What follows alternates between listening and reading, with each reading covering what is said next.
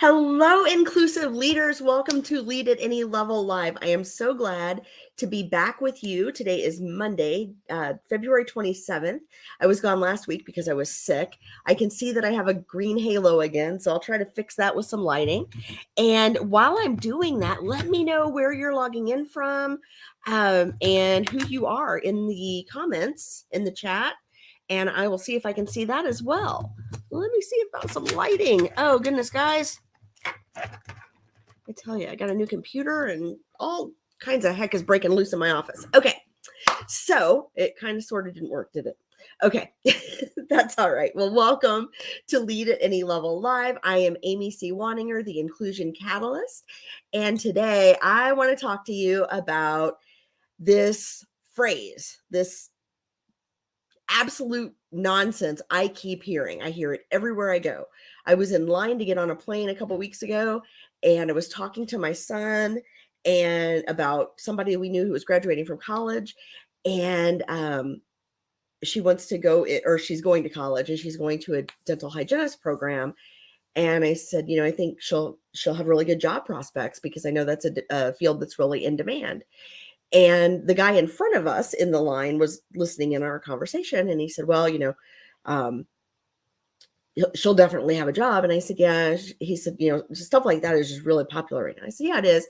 I said, nursing, and, like kind of listed off some of the most in-demand fields. And I said, of course, from what I'm seeing, every sector of our economy is hurting for workers right now.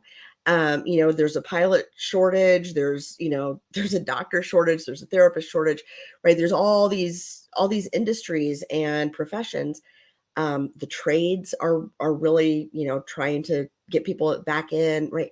So many industries and so many professions are having a hard time attracting new workers in. And he said two things that I thought were really funny. First, he said, you don't want to know what I think about that, which I didn't. And second, then he proceeded to tell me what he thought about that. And of course, nobody wants to work anymore was, kind of the chorus of his diatribe. And my son, who's 14 and reads some of my stuff, and I talk to him about my content a lot, he kind of rolled his eyes, when this guy couldn't see him. And when we sat down on the plane, I said, it's interesting. People keep saying that, and they keep getting this message that nobody wants to work anymore. But I've actually done the research on this, and I know why there's a worker shortage. And there's an article on my website called Where Did 5 Million Workers Go?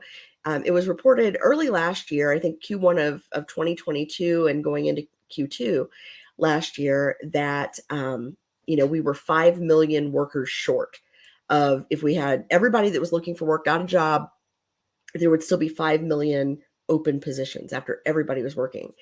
And we've seen that the unemployment numbers are super low right now. We're at a 54-year low in terms of unemployment rates, down to, I think, 3.4%. And full employment is considered 5 to 5.2% unemployment. So we are way below that threshold broadly. Now, there are certainly demographics and certain communities where those numbers are vastly different. I know in Gary, Indiana, for example, where there's been little economic investment over the past few decades, and the factories have kind of shut down, and the industrial work isn't there anymore. I think the number's as high as 35% last I heard.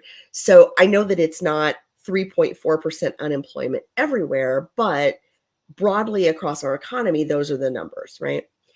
And so when I went to look into why is this happening, I found some pretty startling things, and I can share all of that with you in the chat or in the comments later.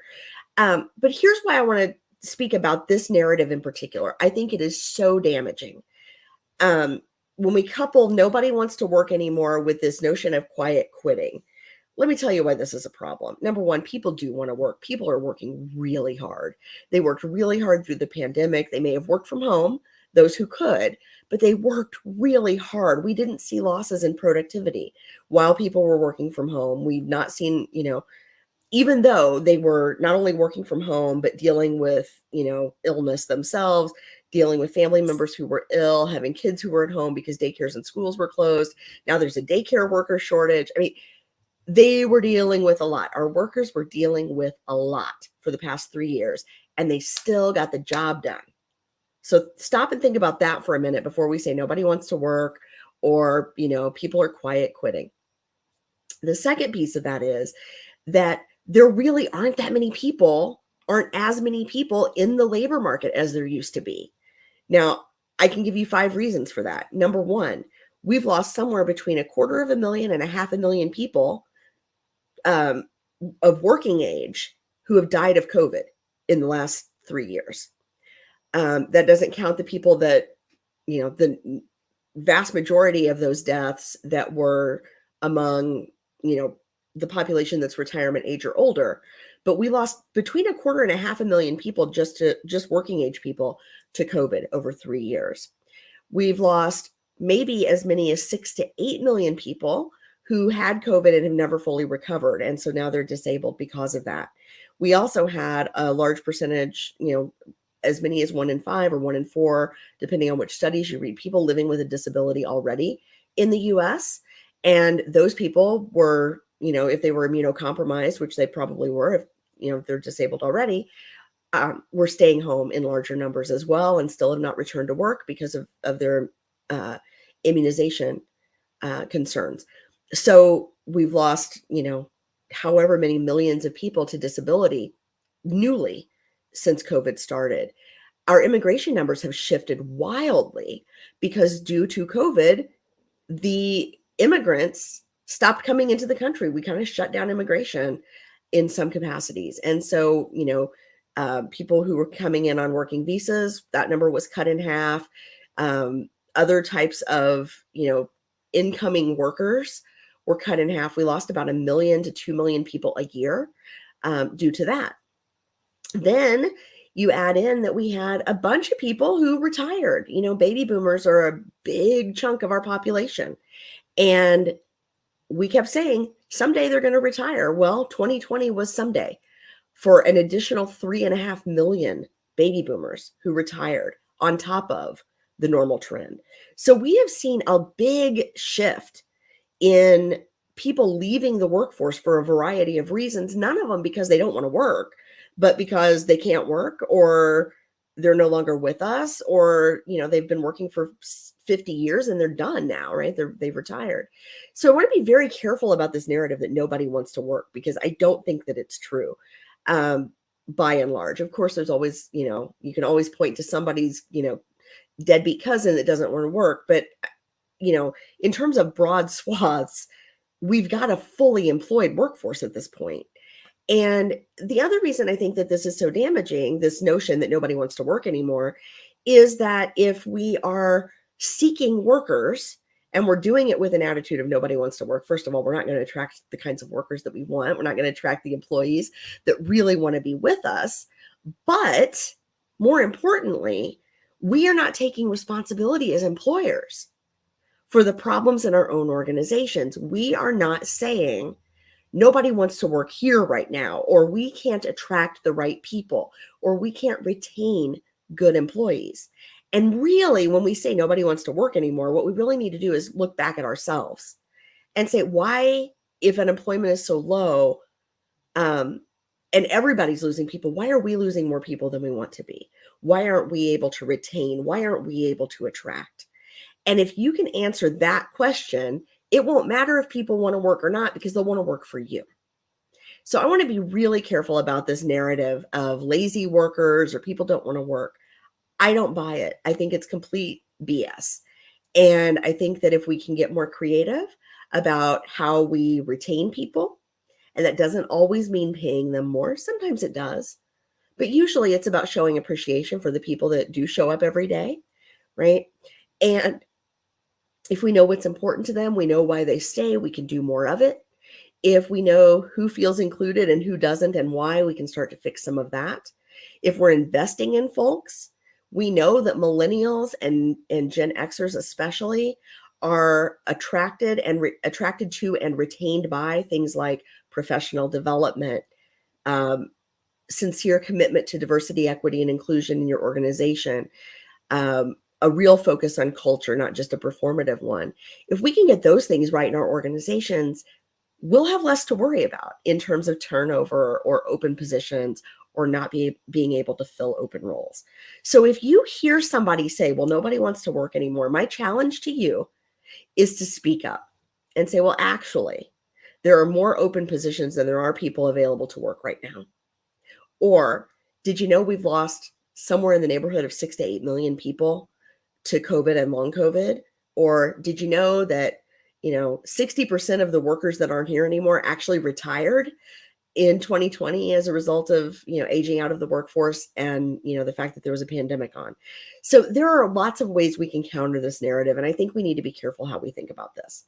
So this week, I want you to focus on that. What is it that you're not doing in your organization that would attract or retain the kind of talent that you want?